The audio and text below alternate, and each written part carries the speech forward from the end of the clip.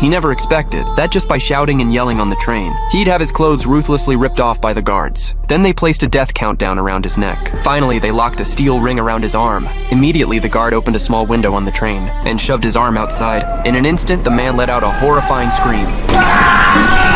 But within 3 seconds, he suddenly fell silent, because outside it was a chilling 100 C. At that moment, his arm had frozen solid. The guard's heavy hammer was already in position, and when the countdown reached 0, his arm was pulled back into the train. After confirming that his arm was completely frozen, the guard raised his hammer.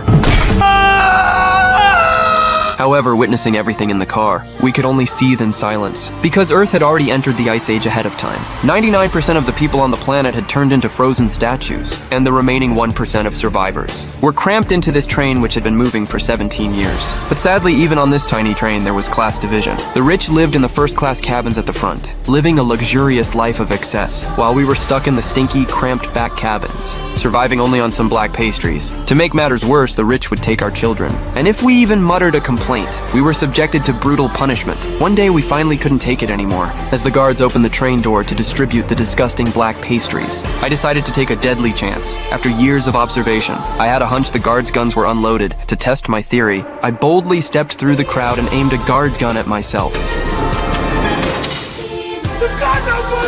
When I got the confirmation, everyone immediately raised a metal pipe they'd prepared earlier and rushed to block the train door just as it was about to close. We quickly overpowered the guards, since their guns were clearly empty. But just then, a big guy started swinging his heavy hammer wildly. We were all too scared to get close. That's when Jack couldn't take it anymore. He threw off the unnecessary clothes, using his agility to rush right in front of the big guy. With one swift strike, he pierced the man's heart. Then we rushed to the train's prison and freed a father and daughter trapped inside.